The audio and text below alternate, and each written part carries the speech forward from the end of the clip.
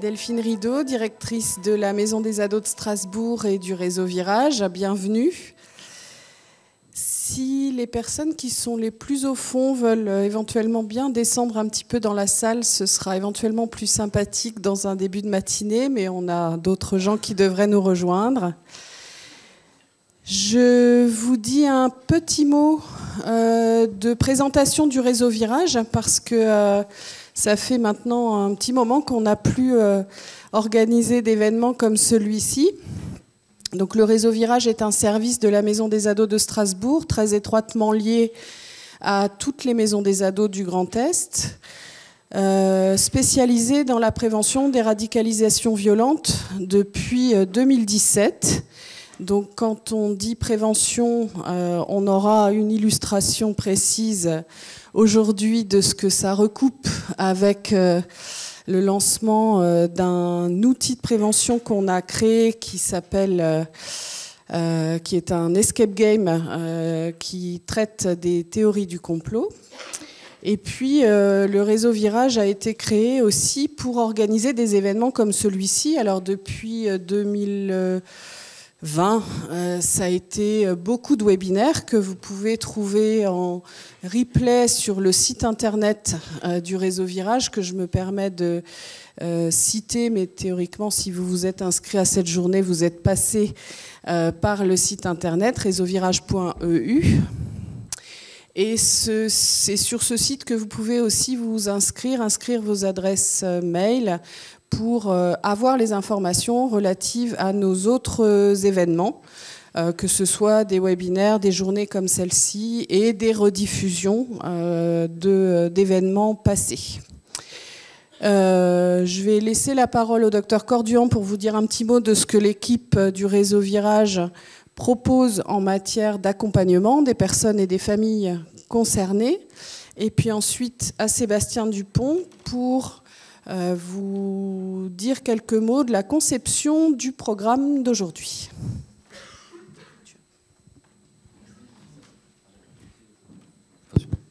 Merci Delphine. Bienvenue à toutes et à tous. C'est vrai, tu le rappelais, ça faisait longtemps qu'on n'avait pas organisé une grande conférence en présentiel. Alors je sais qu'il y a également, c'est retransmis, donc il y a pas mal de personnes qui sont en visio. Ça nous paraissait important qu'on puisse être là présentement à Nancy pour différentes raisons, à la fois parce que tu l'as dit, le réseau Virage se déploie sur l'ensemble du Grand Est. Et d'ailleurs, ça me paraît important de vous rappeler l'acronyme de Virage, violence des idées, ressources, accompagnement en Grand Est.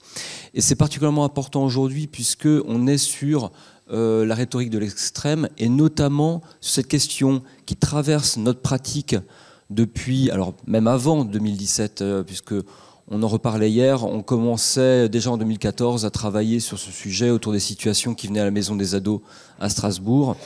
C'est dans quelle mesure certaines croyances, certaines rhétoriques, certains discours peuvent conduire à des passages à l'acte violent ou accompagnent des passages à l'acte violent.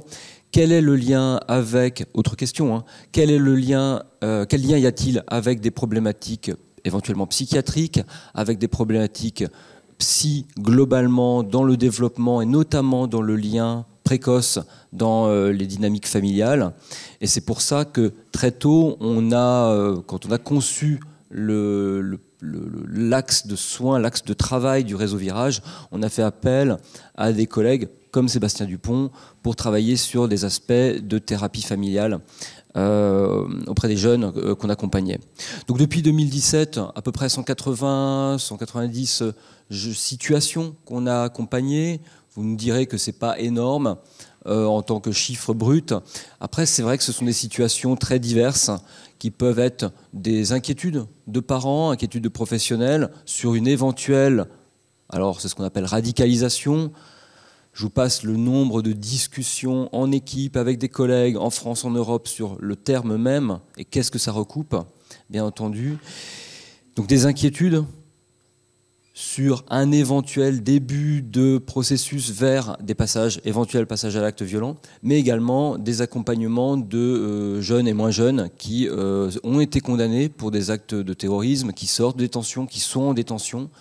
La détention, c'est un endroit où on a pu intervenir à plusieurs reprises également pour accompagner les détenus et être dans une dynamique de prévention secondaire, voire tertiaire, éviter la récidive.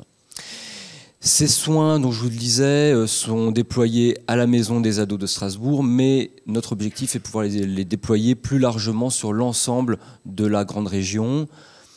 Et donc c'est pour ça qu'on essaye d'être présent au maximum sur les différents départements du Grand Est. Donc au-delà des formations que nous pouvons proposer, vos équipes, n'hésitez pas, si vous sentez le besoin, de venir échanger avec les pros du réseau. L'idée, c'est pas de faire à votre place, c'est pas de vous dire quoi faire et de vous dicter une façon de faire à des protocoles, mais c'est bien de réfléchir à comment on peut accompagner ces jeunes, ces familles, pour éviter le pire, à savoir un passage à l'acte violent. Je m'arrête là. Sébastien, je laisse la parole sur la conception de la journée en tant que telle. Merci. Merci Guillaume, ravi de vous retrouver toutes et tous en présentiel. C'est en fait notre seconde journée de reprise des événements en présentiel, puisqu'on a fait une journée en octobre dernier à Reims sur l'aliénation parentale comme forme intime de radicalisation. Aujourd'hui, on va se centrer sur la rhétorique de la radicalisation, sur ces chaînes argumentatives qui vont mener un individu jusqu'au passage à l'acte. Nous avons des invités de très grande qualité, en plus de notre équipe, Benjamin Mine, Hakim El Karoui et Gérald Bronner. Pour cette courte introduction sur la journée, donc sur cette journée où nous allons réfléchir ensemble au fond quels sont les schèmes cognitifs et les arguments capables de justifier la violence. Nous allons réfléchir aux spécificités et aux similitudes des différents discours radicaux. Moi, je vous propose plutôt, là, en introduction, pour défricher le terrain, disons, d'évoquer trois similitudes, c'est-à-dire trois figures rhétoriques qui reviennent quasiment tout le temps et qui seront trois fils rouges de cette journée. Trois figures rhétoriques que vous connaissez. La première, c'est l'opposition entre nous et eux. C'est évidemment une opposition dialectique. Le nous n'existe que parce qu'il y a les eux et les eux n'existent que parce qu'il y a les nous. Mais on verra que bien souvent, les idéologies radicales consistent à accentuer cette différence. Alors, il y a bien sûr plusieurs manières d'accentuer la différence, mais je voudrais vous redécrire un schéma et des étapes logiques qui reviennent régulièrement. Première étape, un membre des « eux » agresse d'une manière ou d'une autre un membre des « nous ». Donc à ce stade, nous avons un coupable et une victime. Réaction du groupe des « nous », accentuer sa cohésion. Donc là, on observe une augmentation de la cohésion groupale, des mécanismes d'identification à la victime, une fusion du système. C'est un phénomène naturel de solidarité que nous sommes tous propices à faire. C'est les slogans « Je suis Charlie »,« Nous sommes tous Ukrainiens »,« Nous sommes toutes Gisèle Pellicot », etc. C'est un petit peu comme si le coupable avait agressé tous les membres du nous. Et que de ce fait, tous les membres du nous devenaient des victimes, en quelque sorte. À ce stade, rien d'extraordinaire. Mais il peut y avoir des conséquences logiques supplémentaires qui nous amènent dans un autre univers. Quelles sont ces conséquences logiques? À partir de ce stade, les « eux » vont être perçus par les « nous » comme très différents et tous semblables les uns aux autres. Et peut-être tous coupables. Si tous les « nous » sont victimes, alors tous les « eux » sont coupables. Par exemple, tous les musulmans sont des terroristes en puissance. Ou pour prendre un sujet actuel, le procès de Mazan, vous entendez ces débats. Est-ce que d'une manière ou d'une autre, tous les hommes ne seraient pas coupables de ce qu'a fait Dominique Pellicot? Ne devrait-il pas ressentir de la honte et de la culpabilité vis-à-vis de ce qu'a fait un des membres du groupe des hommes? Autre suite logique, chaque membre des nous est d'une certaine manière, étant donné qu'il est victime, il ou elle est victime, chaque membre des nous serait en droit de se venger contre le coupable originel. Et donc là, on a les logiques d'expédition punitive, faire la justice soi-même. Autre conséquence logique, chaque membre des nous est en droit de se venger de ce qu'a fait le coupable originel sur finalement n'importe lequel des membres des eux. Et là, on a le mécanisme du bouc émissaire. C'est une figure du bouc émissaire parmi d'autres. Donc on retrouve des schémas de justice primitive, de justice entre gangs ou entre mafias, qui d'ailleurs parfois se régulent parce que vous connaissez la loi du talion. Quand vous avez tué l'un des nôtres, nous avons tué l'un des vôtres, nous sommes quittes. Nous pouvons arrêter l'escalade de la violence. J'attire votre attention sur le fait que dans ce système de justice, le préjudice, comme la culpabilité, sont collectives. On retrouve le principe des sociétés holistes où le groupe prime sur l'individu. Et ce sont évidemment des modèles de justice qui s'opposent à l'état de droit, à l'état moderne du droit, pour lequel la culpabilité est individuelle. Deuxième figure rhétorique, l'épouvantail. Alors vous savez, en rhétorique simple, la figure de l'épouvantail, c'est caricaturer tellement les opinions ou les arguments de l'adversaire qu'elles en viennent à s'auto-disqualifier d'elles-mêmes. Mais c'est aussi présenter son ennemi comme radical, cruel, monstrueux, démoniaque. D'ailleurs, j'avais mis une... Je ne sais pas si elle va s'afficher. Voilà. C'est une manière de maximiser, d'amplifier la violence de l'ennemi ou de même projeter sur l'ennemi sa propre violence. Par exemple, si l'ennemi n'est pas violent physiquement, mais il est perçu comme violent par ses positions, par ses gestes symboliques, par ses opinions, le groupe des nous va utiliser le lexique de la violence pour désigner les actes symboliques de l'ennemi. Et plus ce que l'ennemi fait sera perçu comme violent, plus la violence des nous sera justifiée et perçue comme légitime. C'est une manière de revendiquer la légitime défense. On ne soulignera jamais qu'un point central de la psychologie de la violence, c'est que les personnes violentes n'ont toujours sincèrement l'impression de ne faire que se défendre. Si on relit tout le processus qui a amené Hitler à la solution finale, vous voyez qu'il ne fait que se défendre. Il est persécuté par les Juifs. C'est ce qu'on retrouve dans la psychopathie, dans les violences conjugales, etc. L'autre m'a poussé, m'a forcé à devenir violent. Démoniser l'autre permet de détacher ces fils d'identification qui permettent l'empathie. Et pour passer à la violence radicale, il faut ne plus avoir d'empathie pour son ennemi. Troisième figure rhétorique, définir la cause qui nous meut, non pas en plein, mais en creux.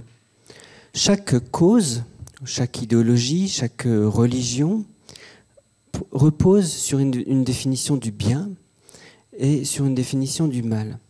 Mais beaucoup des idéologies qui mènent à la violence se concentrent plutôt sur une définition du mal. Par exemple, l'état profond, les mécréants, le haram, les étrangers, etc. Plutôt que sur une définition du bien, de la vie bonne à laquelle on aspire.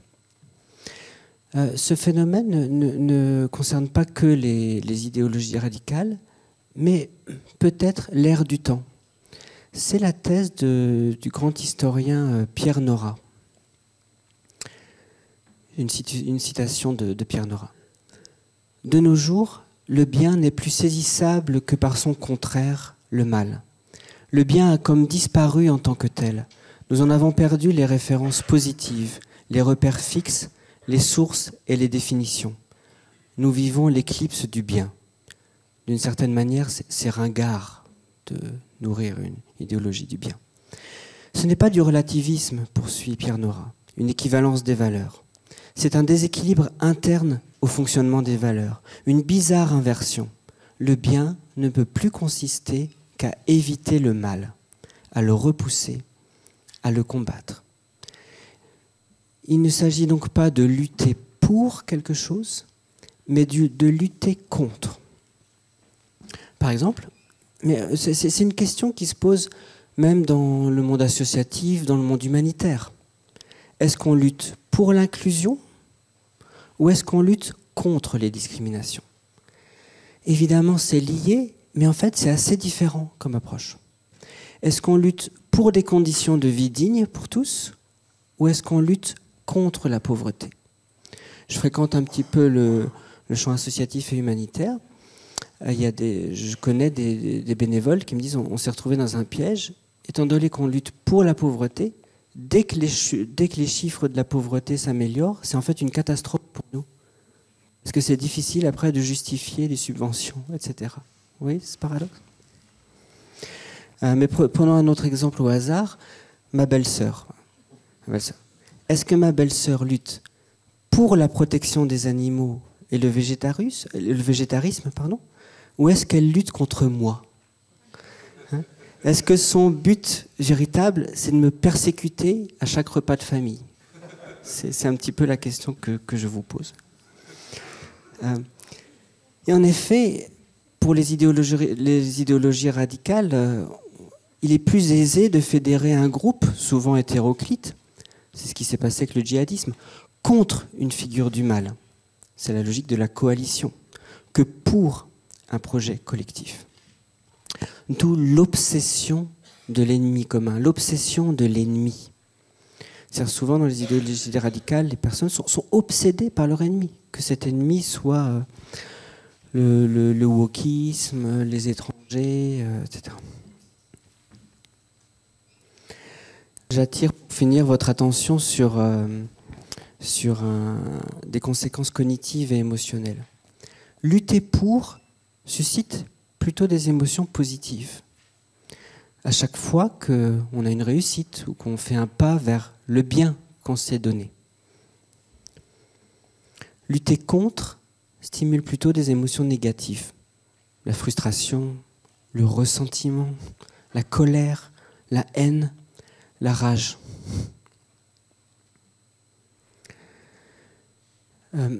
Pour le dire simplement, promouvoir une religion, le prosélytisme, rend plus heureux que de combattre des impies. On ne trouve pas de sérénité dans la haine. Conséquence tragique à cela, la seule issue apaisante au niveau émotionnel d'une lutte contre est la destruction de l'ennemi. Et donc en conclusion, c'est évidemment très simplifié, mais je dirais qu'il est toujours utile, même en dehors de la radicalisation d'ailleurs, d'encourager un jeune à formuler sa cause, quelle qu'elle soit, plutôt en plein ce à quoi il aspire, plutôt qu'en creux ce contre quoi il lutte. C'est en tout cas ce que je vais essayer de faire avec ma belle-sœur à Noël. Voilà, donc j'espère vos encouragements chaleureux. Merci. Vous ne connaissez pas ma belle-sœur. Voilà. Merci. Et je donne la suite. Merci.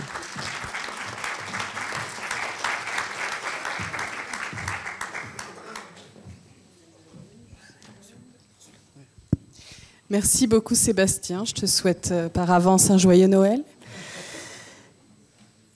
C'est, je crois, Maintenant, Bruno Michon, dont on a déjà joliment entendu les éclats de rire, et surtout Benjamin Mine, que nous allons accueillir sur cette jolie estrade pour poursuivre notre début de matinée.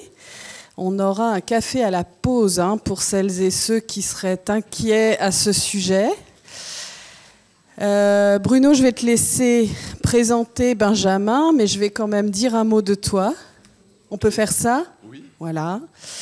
Bruno Michon, sociologue des religions, est avec nous, à côté de nous, au sein de l'équipe du réseau Virage depuis sa création en tant que partenaire de l'ESEIS, École de travail social à Strasbourg, et donc va appuyer, discuter la proposition de Benjamin Mine qui nous vient du joli pays voisin de Belgique. Merci beaucoup Delphine. Bonjour à toutes et à tous. Donc effectivement, je suis sociologue, je travaille à l'ESEIS et puis à l'Université de Strasbourg et je suis très très heureux d'accueillir Benjamin Mine qui nous fait l'immense plaisir de venir de Bruxelles. Je t'en prie, monte. Et qui a un métier un peu particulier pour nous Français puisqu'il est criminologue. En France, on n'a pas beaucoup de criminologues puisque c'est pas un métier reconnu. On a des formations un peu continues en criminologie, mais c'est un métier qui est pas encore reconnu, alors que la Belgique a un parcours de formation et un métier reconnu de criminologue.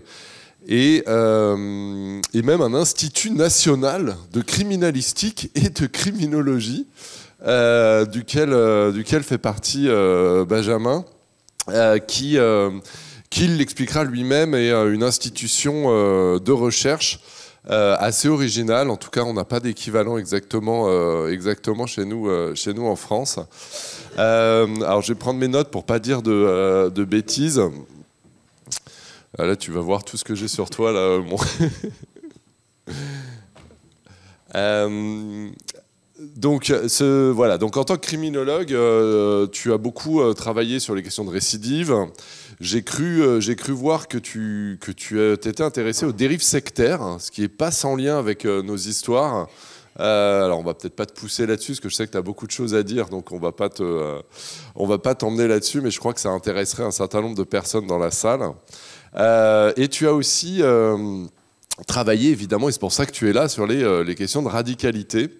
Je crois qu'actuellement, tu fais un projet de recherche sur les revenants, qui est un sujet qu'on a beaucoup et qu'on travaille encore beaucoup en France, les revenants du territoire irako-syrien. Qu'est-ce qu'on fait d'eux? Ils font très généralement un passage en prison, en tout cas en France, systématiquement, mais ils sortent. Comment on continue le suivi, comment on s'assure de leur réintégration. Et je crois que c'est exactement le sujet là que tu es en train de traiter. Alors pareil, tu vas pas nous en parler parce que c'est pas le sujet aujourd'hui, mais ça nous intéresserait beaucoup. J'ai aussi vu que tu avais fait quelque chose sur la manière dont les policiers belges jugeaient, alors c'est peut-être pas le terme que tu vas employer, mais en tout cas utilisaient les signaux faibles de radicalisation dans leur signalement. Je suis face à un individu que j'estime suspect, je pense qu'il y a de la radicalisation, comment je le mets dans mes procès-verbaux?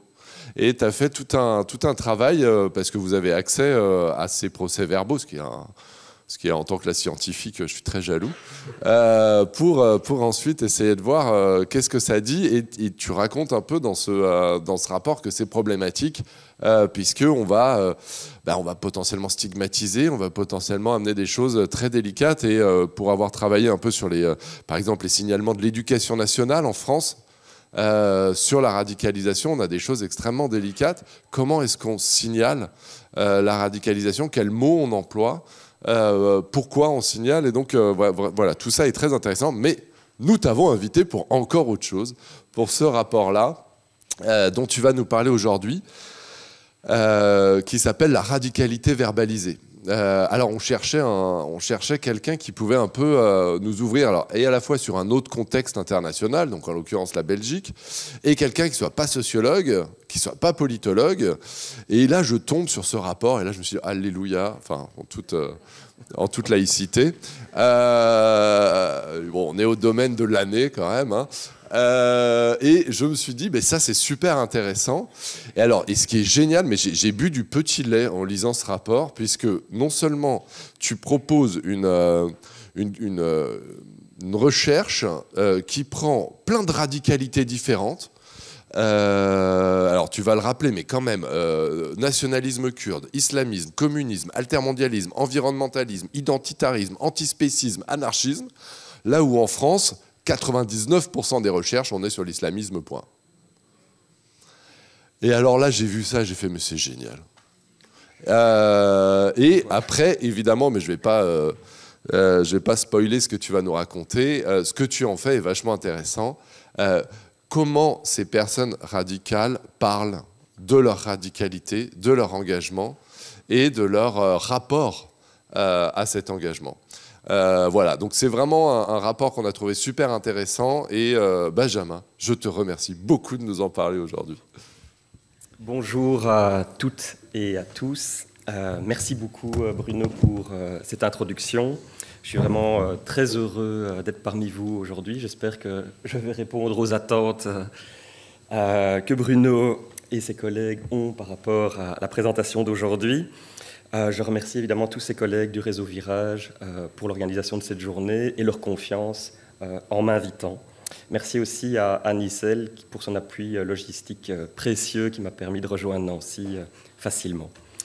Alors, vous allez voir que dans mon propos, on va retrouver les trois figures de rhétorique évoquées ce matin par Sébastien Dupont. Je ne les formulerai pas aussi joliment qu'il l'a fait, mais je pense que vous pourrez faire les associations avec mon propos. Alors, voici un peu le sommaire de ma présentation. J'espère que j'aurai le temps d'aborder tout, mais je vais être concis. Mais je pense qu'il y a des petits détours nécessaires pour bien contextualiser mon propos et la position depuis laquelle je parle. Donc je vais commencer par quelques précisions qui concernent en fait mon ancrage professionnel et institutionnel pour vous permettre en fait de un peu mieux saisir la position depuis laquelle je parle, mais aussi le cadre ou les conditions dans lesquelles le savoir ou les connaissances dont je vais vous parler aujourd'hui sont produites. Donc, comme ça a été dit, je suis criminologue à l'Institut national de criminalistique et de criminologie à Bruxelles. C'est un établissement scientifique fédéral. Donc, ce sont des établissements qui ont un statut un peu particulier en Belgique. Il en existe plusieurs, plus ou moins une dizaine, dans des domaines très variés, comme les sciences naturelles, le domaine spatial, les beaux-arts. Et celui dans lequel je travaille est lié à la justice. Il est placé sous l'autorité du ministre de la Justice, mais il a pour particularité de jouir d'une pleine autonomie des moyens financiers qui lui sont alloués annuellement. Et moi et mes collègues, on a aussi la pleine autonomie dans la conduite de nos recherches. C'est-à-dire qu'il n'y a aucune interférence politique dans le cadre de la production de nos résultats et de nos connaissances. Enfin, du moins sur la base de l'expérience que j'en ai, c'est-à-dire une petite quinzaine d'années. Alors, l'Institut national de criminalistique et de criminologie se compose de deux grands départements, un département de criminalistique et un département de criminologie. La criminalistique, en fait, ça regroupe un peu des experts, comme on peut voir dans les séries télévisées. Donc, leur principale mission est de transformer les indices et traces qu'on retrouve sur les lieux d'infraction en preuves judiciaires. Tandis que le département de criminologie a des activités qui relèvent davantage des sciences sociales. Les chercheurs, en fait, mènent toute une série de recherches à la demande de commanditaires institutionnels ou sur le cadre de fonds extérieurs, des projets européens ou des projets financés par la politique scientifique belge et sur des thématiques assez variées en lien avec la justice pénale. Ça peut être sur l'exécution des peines et mesures, ça peut être sur la détention préventive, ça peut être sur l'expertise judiciaire, ça peut être sur les retournises ou la radicalisation, comme on va en parler aujourd'hui. Et l'ensemble des connaissances qu'on produit vise en fait à alimenter les processus de réflexion et de décision de l'administration ou de nos représentants politiques dans l'élaboration de nouvelles politiques criminelles. Et l'ensemble de nos résultats sont publics et accessibles à tout un chacun. Alors, Qu'est-ce que c'est la criminologie plus fondamentalement?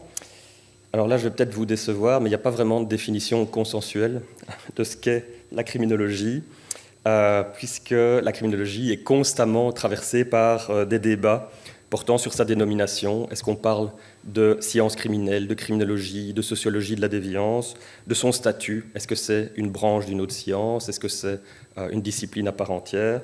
Sur ses origines et surtout sur ses objets, parce que la criminologie n'a pas d'objet en propre. Elle s'approprie ces objets de recherche. Donc on pourrait dire, en quelque sorte, que la criminologie est un champ d'études interdisciplinaire qui se saisit d'objets qui sont pertinents sur le plan théorique pour une meilleure élucidation et compréhension de la question criminelle au sens large. Alors qu'est-ce qu'il faut entendre par question criminelle? Et donc là, on peut se référer aux travaux d'Edwin Sutherland, qui est un éminent sociologue et criminologue américain du XXe siècle. Et pour lui, en fait, là, oui, je suis au bon slide, la question criminelle recouvre trois aspects principaux.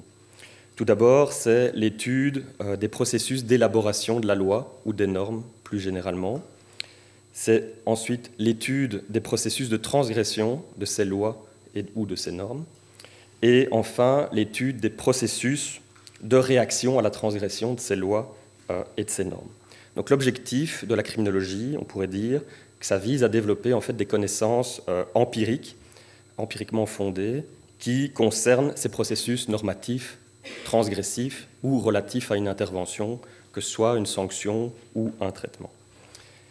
Et à cet égard, on peut considérer que la radicalisation, en tant que processus, on va dire, pour faire simple, consistant à devenir plus extrême, plus dur, plus intransigeant, peut tout à fait être envisagé comme un objet de recherche pour la criminologie, puisque la radicalité, qui actualise en quelque sorte le résultat de ce processus, réfère, pour emprunter les mots de Laurent Bonelli et Fabien Carrier, à la transgression d'une norme, une transgression qui est perçue comme subversive par l'ordre politique et social. Alors, quelques mots sur le contexte de recherche qui a présidé à ce rapport. En fait, la recherche est née dans le contexte des attentats de Paris et de Bruxelles. La politique scientifique fédérale belge a décidé de lancer un appel à projet dans le cadre des stratégies publiques fédérales relatives à la radicalisation et au terrorisme. Et le projet phare, donc Folks, Authorities and Radicalism, est l'un des 3 projets qui a été financé dans le cadre de cet appel de la politique scientifique fédérale. L'objectif de ce projet est en fait d'examiner, d'étudier, de questionner la notion de la radicalisation en Belgique et d'examiner les politiques publiques qui ont été développées par rapport à cette thématique ou ce phénomène, à partir de 3 niveaux d'analyse, macrosociologique, mésosociologique et microsociologique. Et on a travaillé en consortium avec 2 équipes universitaires. Chaque équipe était responsable d'un niveau d'analyse. Le département de sciences politiques de l'Université libre de Bruxelles a mené une grande enquête de population qui visait à cartographier en fait, les attitudes des citoyens quant à l'usage de la violence par des groupes radicaux, mais aussi par les autorités publiques pour faire face à ces groupes. L'Université de Leuven, le service d'anthropologie, a lui fait un examen des politiques publiques relatives à la lutte contre la radicalisation et a examiné leurs effets au niveau local. Et enfin, l'INCC où je travaille était en charge du volet microsociologique et s'intéressait à examiner en fait, les trajectoires individuelles sous l'angle des rapports entre justice et radicalité. Alors, mon dernier slide ici, en fait, réfère le site web du projet où vous pouvez trouver toutes les publications. Alors, voilà, ça c'est ce que je viens de dire. Alors, notre volet était décliné en trois parties. Il y avait une première question qui visait à identifier les systèmes d'enregistrement au sein de la justice pénale qui collectent de l'information sur la radicalité ou la radicalisation et d'examiner en fait comment cette information circule. La deuxième question visait à exploiter ces systèmes d'enregistrement pour essayer, le cas échéant, de reconstruire les parcours pénaux des personnes identifiées par les autorités publiques comme étant radicales. Et donc on a fait des recherches sur la récidive et les carrières criminelles des personnes condamnées pour terrorisme. On a examiné aussi ce qui s'appelle dans la littérature le crime-terror nexus, les liens entre antécédents judiciaires et radicalité. Et le dernier volet, dont je vais vous parler aujourd'hui, traite en fait, voulait mettre en perspective ces questions en rencontrant des gens qui sont identifiés par les autorités publiques comme étant radicales ou qui se déclarent comme tels, pour en fait connaître un peu les motivations de leur engagement, les effets de cet engagement sur leur devenir, leur expérience avec les autorités et les effets aussi de cette expérience sur leur devenir. Pour ça, la signification de mon titre, la radicalité verbalisée, réfère à deux dimensions. C'est tout d'abord la mise en mots de l'engagement au travers de la parole des principaux concernés, et puis d'autre part, la consignation dans un procès verbal de certains comportements transgressifs qui peuvent découler de l'engagement et qui vont initier l'action publique. Alors, je suis désolé, mais je vais devoir quand même faire un petit détour par la théorie. Je vais essayer d'être le plus clair et concis, mais je pense que c'est important pour saisir mon propos et puis pour vraiment donner une toile de fond qui permette de contextualiser mes résultats. Alors, notre cadre théorique, en fait, est composite. Il emprunte à trois sources. L'interactionnisme symbolique, la théorie de l'association différentielle de Sutherland et la criminologie narrative. Et donc, on pourrait dire que d'un point de vue épistémologique, ce cadre théorique repose sur le primat de la relation, selon lequel tout individu n'existe que par relation. Et c'est la relation qui détermine et cisèle, au fur et à mesure des interactions, les individus qui sont pris dans cette interaction.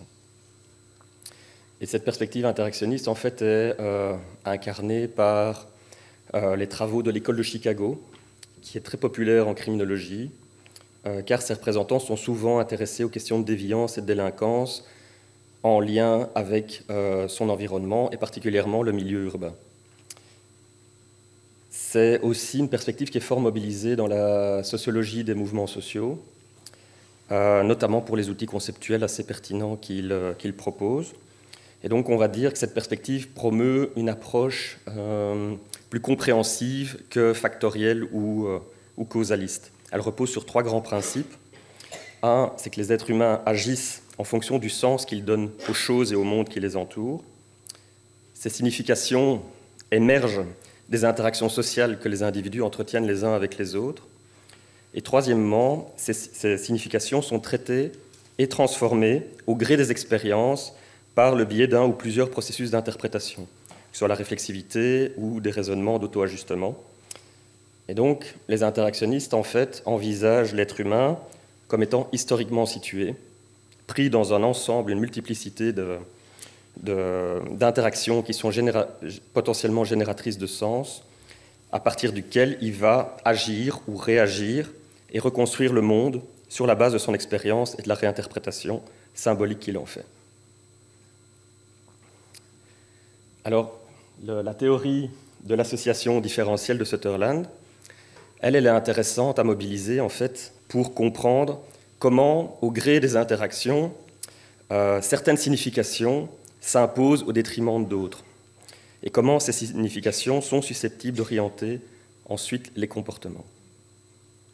Pour le dire assez simplement, la théorie, en fait, considère qu'une personne s'engage, voire passe à l'acte délinquant ou use de la violence, car dans sa position ou sa situation, elle est davantage exposée à des messages sociaux favorables à la transgression de la loi ou des normes, plutôt qu'à des messages prosociaux ou défavorables à une telle transgression, et ce, au point d'y adhérer et de se les réapproprier. C'est pour ça qu'on parle d'association cognitive différentielle. Donc, un exemple de message qui pourrait être antisocial, c'est que l'usage de la violence à l'encontre de la police est légitime car la police protège les intérêts du capitalisme qui a servi la population et le monde. Voilà, pour faire simple. Le message prosocial serait l'usage de la violence à l'encontre de la police est illégitime car celle-ci a pour mission de garantir la protection de l'ensemble de la population. Voilà, donc c'est pour schématiser et illustrer. Et donc ces messages et ces récits, en fait, circulent avec plein d'autres dans la société. C'est ce que Gérald Bronner a d'ailleurs appelé le marché cognitif. Ces messages et récits, en fait, préexistent et survivent le plus souvent aux individus, et ils sont susceptibles d'influencer considérablement leur regard, leurs croyances, leur intelligibilité en fait, du monde qui les entoure, et a fortiori l'action qu'ils vont y conduire. L'apprentissage de ces récits, tantôt favorables, tantôt défavorables aux normes, s'opère en fait, au travers d'interactions avec d'autres individus via des processus de communication. Et les interactions en face à face avec des proches ou avec des personnes ayant un ascendant sur ces personnes sont réputées les plus efficaces, d'autant plus si elles sont fort répétées et fréquentes que des messages qui sont communiqués de manière informelle, via des articles dans un journal ou un documentaire.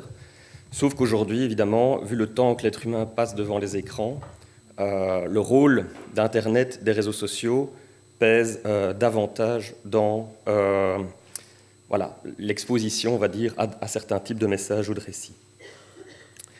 Alors, Marco Nibiene a démontré empiriquement dans sa thèse, à partir d'un large échantillon représentatif, que les relations sociales sont fondamentales, je le cite, pour affecter et façonner l'acceptation de la violence politique, et que le fait d'être intégré dans un réseau idéologiquement similaire peut conduire à une augmentation du niveau d'extrémisme des croyances des personnes, ce qui peut faciliter l'acceptation de la violence politique.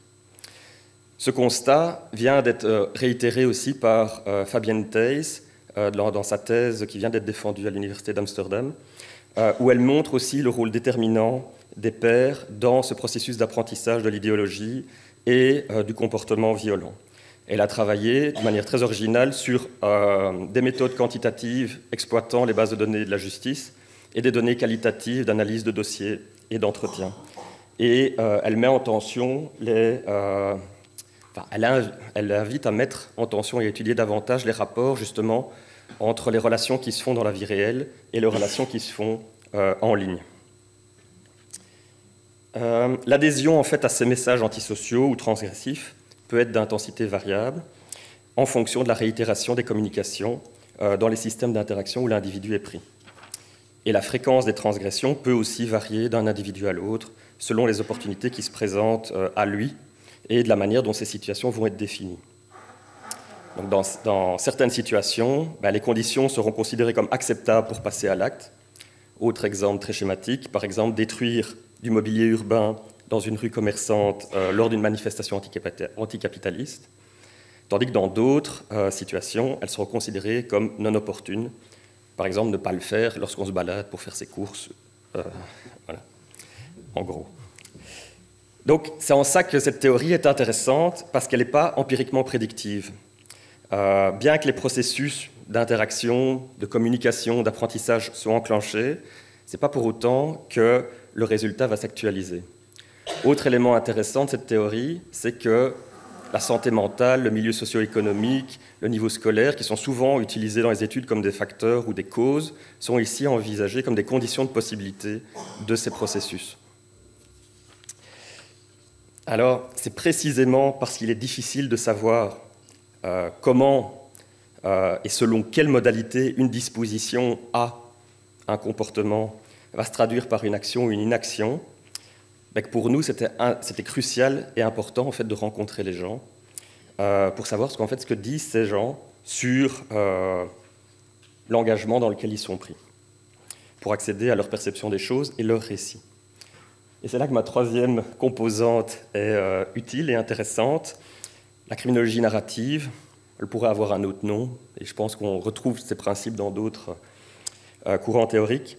Elle offre un complément intéressant et elle fait écho à cette perspective interactionniste, car pour cette perspective, le récit est envisagé comme étant constitutif de la réalité et organisateur de l'action. Le récit y est considéré comme intéressant, explique Chad Maruna, qui est un de ses promoteurs, non pas en raison des vérités qu'elle peut nous dire sur le passé d'une personne, mais plutôt en raison de ce qu'elle pourrait nous dire sur l'avenir de cette personne. J'en ai fini avec la théorie. J'espère que c'était assez clair. J'en viens rapidement à la méthodologie. Donc évidemment, et ça vous pouvez l'imaginer que dans la position institutionnelle qui était la nôtre, le gros défi, c'était d'identifier les personnes et de pouvoir les rencontrer. Et donc pour ça, on a mis en place 2 approches assez simples et classiques. C'est qu'on a d'abord essayé d'identifier des intermédiaires qui pouvaient nous mettre en contact avec ces personnes et jouer le rôle de tiers de confiance. Et donc on a contacté des personnes, des acteurs sociaux qui travaillent avec ce public-là, par exemple des éducateurs, des avocats ou des agents de prévention, mais aussi des organisations ou des collectifs, par exemple l'ensemble des services de probation francophones, des services de prévention au niveau du pays, des services d'aide aux détenus, ou alors via des collègues, via des amis. Et c'est ce qu'on disait hier, c'est qu'on est tous d'une certaine manière un peu le radical de quelqu'un d'autre selon les sujets et les thématiques, et que cette notion est éminemment relationnelle et évolutive et subjective. Donc, en recourant à des intermédiaires, évidemment, on doit accepter un biais d'échantillonnage, puisqu'il nous est tout à fait impossible de savoir pourquoi les groupes ou les personnes qui ont été approchées et qui ont accepté de nous rencontrer sont différents de ceux qui ont refusé ou de ceux qui n'ont même pas été approchés. Donc voilà, ça c'est un peu un biais méthodologique inévitable. La deuxième méthode, c'était en fait de contacter directement les personnes via les réseaux sociaux. Il y a un certain nombre de personnes en fait, qui publiquement affichent sur les réseaux sociaux leur engagement. Et donc on est parti de l'hypothèse que si elles s'affichaient publiquement, c'est qu'elles assumaient suffisamment leur position pour pouvoir nous rencontrer. Voilà, donc c'était un processus qui n'a pas été simple, ça a pris plus ou moins 13 mois, principalement pour des questions logistiques, de démarche, de rentrer en contact, et puis pour établir un minimum de confiance avec soit les intermédiaires, soit les personnes qu'on a rencontrées. Et l'enjeu principal portait sur la dissipation des inquiétudes. Quelles vont être les conséquences de cette participation à la recherche? Et puis sur des aspects logistiques, d'essayer de créer un cadre qui soit suffisamment accueillant pour libérer, on va dire, la parole et entamer une discussion. Alors, comme vous pouvez le voir ici, l'échantillon est assez, on va dire, diversifié. L'objectif, c'était vraiment de couvrir toutes les mouvances possibles et de ne pas se centrer sur l'islamisme qui était fort en vue à l'époque.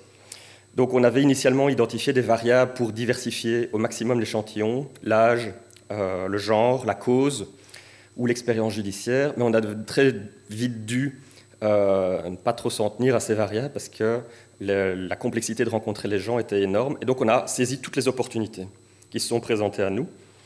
Et il s'avère que sur les questions de genre et d'âge, on arrive quand même à diversifier suffisamment. On pourrait se dire qu'en première approximation, que sur les causes, on diversifie aussi, mais quand on examine d'un peu plus près, on se rend compte qu'en fait, l'idéologie sous-jacente à la plupart de ces groupements se situe plutôt à gauche du spectre politique. Isabelle Sommier, qui est une célèbre sociologue des mouvements sociaux et professeure à Paris, rappelle qu'en fait, les anarchistes et les environnementalistes, en raison de leur critique du progrès de la technologie, ou encore les antispécistes à travers leur critique de l'anthropocentrisme, en fait, peuvent être perçus comme des extensions du domaine de la lutte des organisations traditionnelles de gauche. Évidemment, ça impacte les résultats dont je vais vous parler.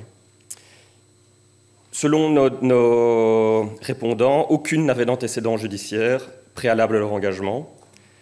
Toutes, par contre, ont déclaré avoir été confrontées aux forces de l'ordre ou à la justice dans le cadre des activités de leur engagement. La majorité est née en Belgique, 18 sur les 23, et ont le français pour la langue maternelle, 20 sur 23.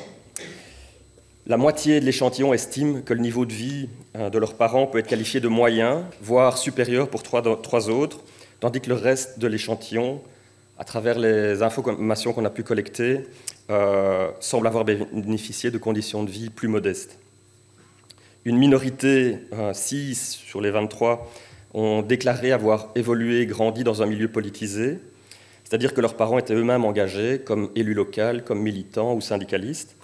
Et ça tend à confirmer en fait le constat de Cuccetti et Borgio Garciandia, selon lequel la politisation est moins le fruit d'un héritage familial direct que le résultat d'une expérience. Alors, ça c'était aussi assez intéressant et étonnant, c'est que la majorité de notre échantillon, 15 sur les 23, a fait des études supérieures, et 5 seulement n'ont pas fini leurs études secondaires. Lors des entretiens aussi, 7 personnes avaient un emploi, 3 personnes étaient encore aux études, et les autres répondants, soit la majorité de l'échantillon, n'avaient plus d'emploi. Donc 13 sur les 23, et la moitié de ce groupe-là a perdu son emploi suite à son engagement. Donc si on ne compte pas les personnes poursuivies ou condamnées pour terrorisme, la grande majorité des autres répondants a eu recours à la désobéissance civile ou à l'action directe. Donc la désobéissance civile, soit par abstention, très simple, ne pas vouloir montrer ses papiers d'identité lors d'un contrôle, soit par obstruction, là on parle plus de sitting ou de blocage à la circulation, faire des chaînes humaines. Les actions directes visent plus, par exemple, des manifestations sauvages, libération d'animaux d'élevage, dégradation ou destruction de biens publics. Et au moment de l'entretien, 11 se déclaraient encore actifs. Alors c'est en ça en fait que leur engagement peut être qualifié de radical, car les répondants, les enquêtés, acceptent, comme l'explique Isabelle Sommier de nouveau, du moins en théorie, le recours à des formes non conventionnelles d'action politique, éventuellement illégales, voire violentes. Leur participation à la recherche témoigne en revanche, et donc c'est là que ça nuance un petit peu, qu'un dialogue est possible en fait, voire souhaité, et que la rupture n'est pas encore tout à fait consommée. Peut-être qu'ils oscillent entre cette lutte pour et cette lutte contre, qui n'est pas encore suffisamment affirmée. Et donc, cette ouverture peut aussi résulter en fait, du fait que la majorité a un niveau d'éducation élevé. Donc, il est fort probable qu'on n'ait pas rencontré les personnes les plus extrémistes, voire violentes qui soient. Voilà. Alors, j'en viens au résultat. Désolé d'avoir été un peu long, mais je pense que c'était important pour poser le cadre. Alors, on a posé en fait une question à nos répondants au cours de l'entretien, c'est de leur demander ce que signifiait pour eux la radicalisation et s'ils se reconnaissaient dans l'acceptation qu'ils en proposaient. Et on a pu observer une distinction parmi leurs réponses qui peuvent être regroupées en 2 ensembles de réactions dont vous pouvez lire pour chacun un extrait sur le slide ici. Les premiers, qui sont majoritaires, ne se reconnaissent pas du tout sous le vocable de radicalisation tel qu'il est utilisé à l'époque dans le discours politique et médiatique, en raison évidemment de ses connotations négatives, péjoratives et stigmatisantes. Il dénonçait aussi son instrumentalisation politique qui a pour conséquence de discréditer la légitimité du discours des collectifs et des militants en les faisant passer pour irrationnels ou déraisonnables. En revanche, ces enquêtés-là se réappropriaient le sens premier du terme, en se revendiquant eux-mêmes comme radicaux et en insistant sur les connotations positives qui lui sont associées, telles que le fait d'être déterminé, d'être probe, d'être raisonnable. Et en fait, à travers l'adoption et la revendication d'une position politique radicale, au sens étymologique du terme, ils donnaient l'impression d'assumer pleinement une position d'acteur du changement qu'ils promeuvent. À l'inverse, les seconds, qui constituent le groupe minoritaire, déclaraient, eux, avoir été radicalisés. Et là, ça concerne en fait 2 personnes qui ont été condamnées pour terrorisme, une pour être partie en Syrie et être revenue, et l'autre qui a voulu partir et qui a été arrêtée en dernière minute. Et la troisième, c'est une personne qui était dans le collimateur des services de sécurité et de renseignement parce qu'elle présentait un profil de candidat potentiel au départ. Et ces 3 personnes ont déclaré avoir été pris dans une relation de dépendance, d'avoir adhéré à un courant de l'islam qu'elles qualifiaient de fermeture. Et la description de leur parcours de vie font en effet davantage penser à la mise en place progressive d'un processus d'emprise à un moment de leur vie où elles étaient en situation de grande vulnérabilité, similaire en fait à celui qu'on peut observer dans le cadre de dynamiques sectaires, justement. Au moment de leur entretien, elles étaient toutes en voie de réintégration dans la société, mais contrairement au premier groupe, on aurait dit qu'elles s'étaient retrouvées dans une position où elles avaient davantage subi la situation plutôt qu'elles n'en avaient été les actrices. Et la manière dont elles relisaient après coup leur expérience vécue donnait l'impression qu'en fait elles avaient intégré la grille de lecture médiatique et politique de l'époque. Alors Clément Benas, qui est sociologue français, a très bien montré justement dans son analyse des discours politiques et médiatiques sur la déradicalisation en France entre 2014 et 2017, que l'usage du terme « radicalisé » est le plus souvent réservé à une jeunesse musulmane suspectée de s'engager dans le djihadisme, et que les analyses proposées dans ces discours, je le cite, ont pour point commun de déposséder les agents de leur volonté d'agir sur le monde, en les envisageant comme les véhicules d'une idéologie, jamais comme étant les moteurs ou les acteurs. Et donc cette distinction au sein de notre échantillon a eu un impact sur sa composition, puisque les résultats dont je vais parler après ne concernent que les personnes du premier groupe. On pourra revenir éventuellement à la discussion pourquoi j'ai écarté les personnes de ce second groupe. Mais il y a deux raisons. C'est une, la préservation de leur anonymat, puisqu'ils ont des parcours très singuliers qui, dans le cadre de la mobilisation de l'analyse, auraient obligé de révéler certaines caractéristiques singulières. Et la deuxième, c'est la nature de leur engagement, puisque ces personnes présentent un engagement qui est davantage religieux que politique. C'est plutôt une quête de transcendance, une quête d'absolu. Là où les autres sont plutôt investis dans la promotion d'un projet politique alternatif. Et voilà, on pourra y revenir. Dans les 18 qu'on a conservés, il n'y a plus qu'une personne qui est condamnée pour terrorisme. Les autres ont été mis de côté et voilà, seront peut-être traités ultérieurement. Alors pour ce groupe, s'engager en fait se résume, alors là on peut discuter, à se mettre au service d'une cause, ou pour ou contre, dont l'objectif est surtout de faire bouger le statu quo, d'opérer un changement, c'est-à-dire de réaliser un objectif alternatif à ceux qui sont communément partagés et véhiculés dans la société. Olivier Filleul, autre célèbre sociologue des mouvements sociaux, identifie 3 dimensions qui caractérisent le processus de socialisation lié à l'engagement. Tout d'abord, l'acquisition d'une nouvelle vision du monde, qui réfère à l'idéologie. Deuxièmement, l'acquisition d'un savoir-faire ou d'un savoir-être, qui renvoie aux ressources. Et puis, la recomposition de réseaux relationnels. J'aborderai ici que le premier volet, la première dimension, l'acquisition d'une nouvelle vision du monde, qui implique aussi, comme le souligne Hélène Barrière-Dillon au Canada, une nouvelle vision des ennemis à combattre et des pratiques légitimes pour le faire. Alors, on a demandé aussi à nos interlocuteurs quelle était leur perception de la société belge, ainsi que leur attachement à celle-ci, ou du moins le rapport qu'elles entretiennent avec cette société. Et on a pu identifier certaines récurrences qui permettent de dégager ce qui s'apparente à un dénominateur commun, duquel se déclinent, selon les causes promues, les narratifs et contre-discours respectifs. Et on va retrouver ici, dans ces résultats, les figures 1, 2 et 3 de la rhétorique. En fait, ici, l'ensemble des discours de ce groupe tendent tous à pointer en direction d'un même coupable, qui est responsable, selon eux, de la situation d'oppression actuelle. Ce coupable, c'est le système capitaliste occidental et le mythe de la croissance infinie.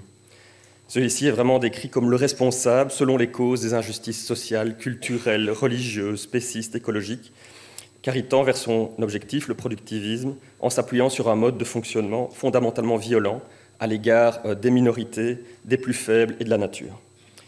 Alors on pourrait se dire que ce constat n'est pas vraiment étonnant, vu ce que je vous ai dit tantôt sur la composition de notre échantillon, dont la majorité est plutôt à gauche du spectre politique.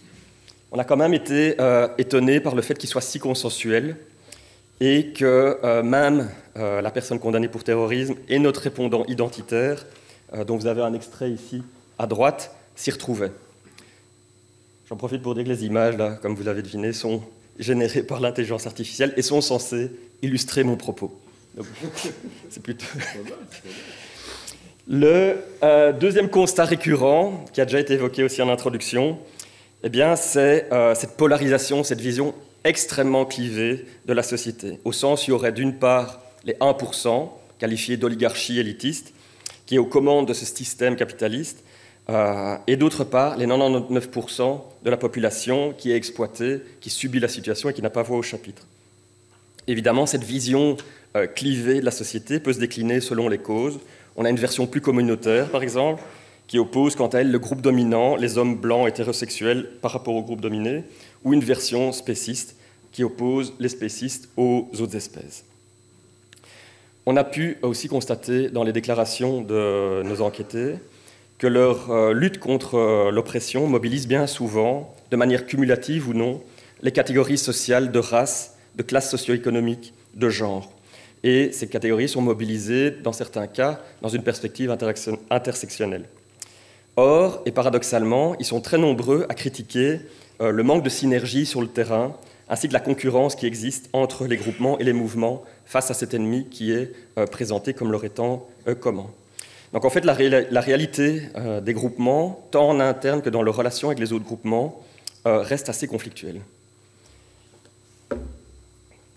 Alors c'est évidemment... c'est évidemment la défiance qui caractérise le propos de nos enquêtés. Ils évoquent le sentiment d'avoir été trahis, ils dénoncent le capitalisme de connivence, plaident pour davantage de transparence. Ils sont nombreux à critiquer ce qu'ils appellent le système, qui ne veut pas dire grand-chose, qui est souvent mal défini, mais qui instille un doute, qui mine la confiance et qui pave un peu le chemin vers le complotisme. Donc c'est des propos qui reflètent en fait une tendance de fond au sein de la Belgique, au sein de la population belge, puisque selon une enquête menée par le service public de radio-télévision belge francophone en 2021, montre que moins d'un Belge sur 5 est satisfait de la manière dont notre système démocratique marche. Plus de la moitié de la population trouve que notre démocratie parlementaire fonctionne mal, mais reste le meilleur moyen. Et pour finir, et plus inquiétant, près d'un Belge sur 4 estime que notre système démocratique doit être supprimé et remplacé par un autre. Donc les perspectives des enquêtés est assez sombre. On parle d'effondrement, de cataclysme climatique, de révolte, de décadence. Alors qu'en est-il de la légitimation de la violence ? Le registre d'action se situe sur un continuum qui vont d'une part à des modes d'action démocratiques conventionnels qu'on peut qualifier aussi de légalistes, et d'autre part des modes d'action plus radicaux comme la désobéissance civile ou l'action directe. Et on observe une gradation dans les moyens qui sont utilisés en fonction des objectifs qui sont poursuivis. Donc certains veulent d'abord épuiser les moyens légaux avant de recourir à des modes d'action plus durs, tandis que d'autres veulent d'emblée recourir à la désobéissance civile et à l'action directe, car pour eux c'est plus efficace, plus légitime pour faire bouger les choses. En fait, d'après les déclarations de nos enquêtés, on voit que l'usage de la violence n'est pas normatif, donc au sens où il serait prescrit par un corpus doctrinal ou l'idéologie du groupement. Il relèverait davantage une vision utilitariste et stratégiste. Donc la violence, en fait, est envisagée comme une ressource parmi d'autres qui, dans certains cas, fonctionne et fait la différence, et dans d'autres cas, est contre-productive. Donc l'illégalité de l'action n'est pas le but déclaré en soi, c'est un paramètre qui rentre en considération dans la réflexion, une réflexion plutôt sous un mode de calcul coût-bénéfice, mais qui n'est pas le critère déterminant. Ce qui va être déterminant, c'est le message à faire passer et l'opportunité de mener une action pour faire passer ce message. Donc en fait, on se rend compte que les répondants accordent une attention particulièrement importante à leur discours et aux symboles associés. La rhétorique s'impose vraiment comme un élément important du répertoire d'action des militants. Par exemple, les antispécistes vont redéfinir le réel en requalifiant les animaux d'individus, le vol dans les élevages de libération ou les abattoirs de camps de concentration. On voit aussi que, à travers les déclarations, qu'ils utilisent beaucoup de mécanismes de neutralisation qui ont été mis en évidence par Sykes et Mazza aux États-Unis. C'est en fait des déclarations qui servent à justifier ou rationaliser des comportements transgressifs pour prémunir les auteurs de l'opprobre social et de la culpabilité. Par exemple, il peut y avoir une forme de déni de la victime lorsqu'on cherche à lui prêter une part de responsabilité dans la situation qu'il s'agit de changer. On a aussi des militants qui justifient la violence de certaines actions en adoptant une position basse, voire de victime. Un autre mécanisme de neutralisation, c'est légitimer le recours à la violence en l'ancrant dans une réflexion politique qui s'inspire du passé ou de l'histoire. Ou enfin, c'est carrément minimiser et dénier toute forme de transgression. Donc le choix de la terminologie n'est pas du tout, et les symboles pas du tout utilisés au hasard. Alors peut-être dire vite un mot sur le fait que la plupart refusent la violence à l'encontre des personnes. Il n'y en a que 2 qui le justifient, soit pour des questions de légitime défense, comme on l'a entendu tout à l'heure, soit parce qu'ils attribuent une responsabilité à voilà, la personne qui est identifiée comme étant partie prenante à la lutte dans laquelle ils sont investis. Et donc, voilà, bon, là je vais devoir passer, si je veux garder le timing. Je vais revenir quand même sur quelque chose d'assez important. C'est que la plupart des enquêtés, en fait, ont expérimenté la violence de l'État à titre personnel en étant confrontés aux forces de l'ordre et de la justice. Or, la crédibilité en fait, de l'État et de ses institutions est éminemment dépendante de l'action de ses représentants et peut avoir un impact sur la radicalisation. Donc, plusieurs recherches ont montré que plus la police était perçue comme légitime et équitable dans ses interventions, moins les gens sont prêts à accepter le recours à la violence en vue d'un changement politique et social. À l'inverse, ces recherches montrent également que plus la police est perçue comme efficace, tout en étant considérée comme inéquitable et illégitime, plus les individus admettent l'usage de la violence. Et c'est des résultats qui ont été confirmés aussi par des chercheurs belges qui montrent qu'en fait, une perception des autorités comme étant injuste et par conséquent illégitime contribue grandement à la violence politique. Alors, peut-être... Ah, excusez-moi, j'ai oublié de passer le slide tantôt, c'est ce que je viens de dire. Vite, en conclusion, juste vous dire que c'est des résultats qui sont situés et datés, puisque notre terrain s'est terminé juste avant le premier confinement de la Covid-19. Donc, depuis, on a connu 2 gouvernements successifs, la guerre en Ukraine, la guerre au Moyen-Orient, donc un terreau propice à l'exacerbation des tensions et de la polarisation. Ce ne sont que des premiers résultats, très descriptifs, qui invitent évidemment d'autres recherches. On pourra en discuter si vous le voulez. Et alors peut-être, comme ça m'avait été demandé, quelques recommandations. Alors vous pouvez choisir, soit je fais les deux, soit l'une, soit l'autre. J'ai des recommandations plutôt d'ordre politique, ou plutôt des recommandations qui concernent l'accompagnement individuel, qui est tiré de la revue de la littérature sur la prévention tertiaire en milieu pénitentiaire et dans la probation, et qui peuvent, à mon avis, être transposées de manière... La deuxième ? Très bien. Qui peut être transposée par analogie aux actions en prévention primaire et secondaire. En parcourant la littérature, je dois vous dire que j'ai vu des revues de la littérature systématiques sur les actions de prévention primaire et secondaire, mais aucune ne met vraiment en exergue des bonnes pratiques. La seule chose qui montre, c'est que l'effet contre-productif de cibler des groupes religieux ou ethniques. Voilà, ça c'est la chose qui ne fonctionne pas. Sur le plan tertiaire, la première, on va dire, recommandation concerne la confiance. Et je pense que la première recommandation, même si c'est très difficile, c'est de maintenir le lien et le dialogue, malgré la divergence d'opinion. Alors la confiance est cruciale et elle prend du temps, mais elle est essentielle pour observer un progrès dans le temps. La deuxième chose, c'est de renforcer la formation et la crédibilité des intervenants.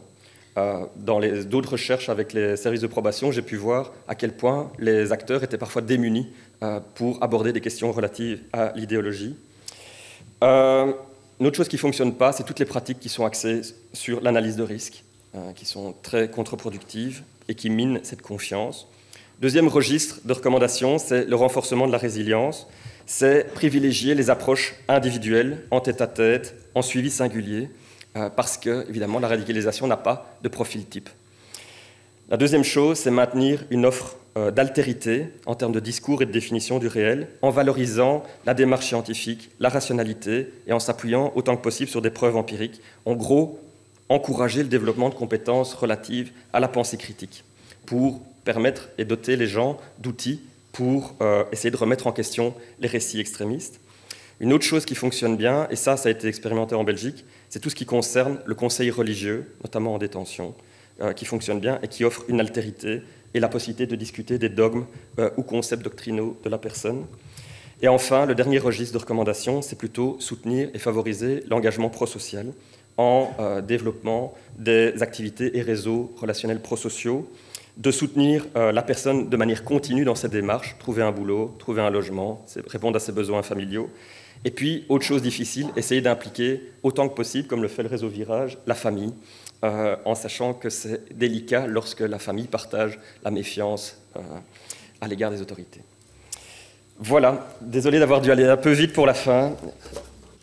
Je vous remercie.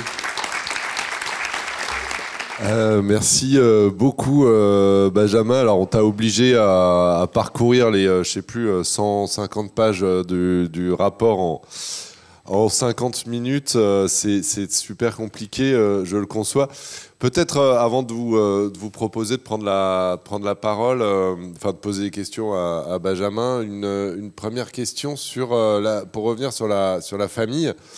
Tu as peu parlé de la famille dans ce que ces personnes que tu as, avec tes collègues que vous avez rencontrés, comment elles parlent de leur famille. Nous, dans notre clinique, au réseau Virage, la famille est souvent une des causes, en tout cas, je ne vais pas prendre les bons termes de mes camarades psycho ou pédopsy, mais en tout cas, un des endroits duquel émerge la radicalité. Est-ce que c'est quelque chose que tu retrouves, toi, dans tes enquêtés, ou au final, pas? Alors je vais répondre en deux temps. Pour le groupe dont je viens de parler, donc qui est plutôt engagé dans une cause politique alternative, non, en fait l'engagement crée vraiment une rupture des réseaux relationnels traditionnels. Par contre, ils réactualisent à travers leurs engagements les valeurs que leur ont transmises leurs parents. Donc des valeurs de loyauté, de détermination, de volonté, de solidarité. Mais beaucoup ont du mal à maintenir le contact avec leur réseau relationnel traditionnel et donc les oblige à recréer un nouveau réseau relationnel, un entre-soi. Pour la question, l'autre partie de ma réponse, c'est qu'au niveau des personnes condamnées pour terrorisme, ou plus particulièrement les personnes qui reviennent de Syrie et d'Irak, là, le réseau familial est très présent, très soutenant et permet de leur reprendre pied dans la société. Et là, joue un rôle très important. D'accord, ok. C'est intéressant. Je pense qu'on a des. Alors là, le sociologue qui en moi avait envie de poser une deuxième question, mais je ne vais pas le faire parce que je vais vous laisser la parole. Mais sur la question de la classe sociale, est-ce qu'il n'y a pas là, dans tes différentes enquêtés, quelque chose de très fort, de très clivant dans les formes de radicalité? Ouais. Mais je vous laisse. Est-ce que vous avez des questions, des interrogations, des remarques pour notre collègue belge? Bonjour, alors moi j'ai une toute petite question par rapport à vos recommandations. Vous avez parlé du conseil religieux qui a été testé en Belgique. C'est qui prodiguait ces conseils religieux justement? Quelle était la formation? C'est des imams. Même okay. Oui.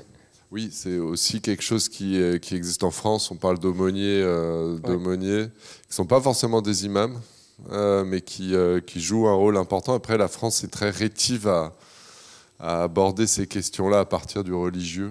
Oui. C'est quelque chose qu'on peine un peu à faire. On n'aime pas trop. On n'aime pas trop ça. On a une compréhension de la laïcité un peu compliquée. Mm-hmm. Oui, ça c'est une différence avec la Belgique qui essaie de tenir une position de neutralité. Mais en prison, il y a des représentants de tous les cultes. Donc il y a des aumôniers catholiques, alors, chez nous aussi, et puis imams. Mais ici, en l'occurrence, ça a été, c'est des imams qui sont mobilisés pour travailler avec les publics extrémistes islamistes. Rester sur le sujet. Et donc ces imams, ils sont formés où? C'est des imams qui viennent des pays d'origine ou ils sont formés sur place? Je pense en Belgique, ici. D'accord, c'est formé. J'imagine. Alors je ne connais pas super bien cet aspect-là, en tout cas ce volet-là de la thématique, mais j'imagine qu'il y a quand même qu'ils sont un peu triés sur le volet et qu'ils s'assurent quand même que la personne va dispenser un discours pro-social plutôt que renforcer le clivage. Moi, j'avais envie de peut-être justement dans tes préconisations, on a majoritairement là dans la salle des cliniciens, des personnes qui accompagnent. Malgré tout, sur les recommandations que tu as appelées politiques, c'est-à-dire que toi, ta mission à l'Institut de Criminos, c'est de pouvoir faire des recommandations de type politique, de dire ça serait mieux de faire comme ça. Ça ressemble à quoi, là, en quelques mots, ces recommandations? Il y en a une qui vise en fait à promouvoir les résultats de la recherche sur la justice procédurale et de l'implémenter, par exemple, dans la formation des policiers et dans l'organisation interne de la police. Donc ça, c'est d'essayer de promouvoir ces résultats de recherche-là au sein de l'institution policière. Grosso modo, leur dire quoi alors Par exemple, d'être formé à l'usage de la violence, aussi d'essayer d'éviter, de promouvoir plutôt le dialogue avec la population, aussi de pouvoir permettre le dépôt de plainte et d'assurer le suivi jusqu'au bout parce que ça aussi c'est quelque chose qui fait défaut, c'est que les plaintes qui sont déposées pour violences policières sont classées. Et donc ça renforce. On connaît en France aussi le manque de confiance envers les autorités. Une autre recommandation, c'est promouvoir, parce que ça c'est quelque chose qui n'est vraiment pas développé en Belgique francophone, c'est l'évaluation des politiques publiques.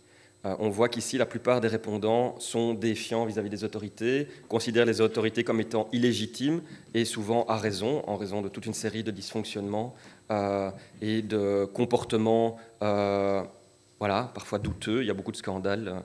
Et donc je pense que promouvoir l'évaluation des politiques publiques renforcerait d'une part l'efficacité, l'efficience, l'effectivité du système, mais aussi instaurerait sorte d'exemplarité dans le comportement et dans le fonctionnement des institutions et aussi des mandataires. Et la troisième chose qui me paraissait cruciale, c'est renforcer toutes les structures de dialogue et de lien qui font qu'en fait la situation n'est pas plus dramatique qu'elle ne l'est, et donc revaloriser le statut de toutes les personnes qui travaillent dans le lien, dans l'écoute, parce qu'on voit aussi que les personnes, en l'absence de cette possibilité de dialogue et d'être exposés à des discours alternatifs, investissent davantage des isolats en fait, idéologiques et ne fonctionnent plus que dans des entre-soi. Et donc, une des recommandations, c'est de maintenir les structures existantes, quitte à les développer davantage, et de revaloriser le statut de toutes les personnes qui travaillent dans ce secteur-là.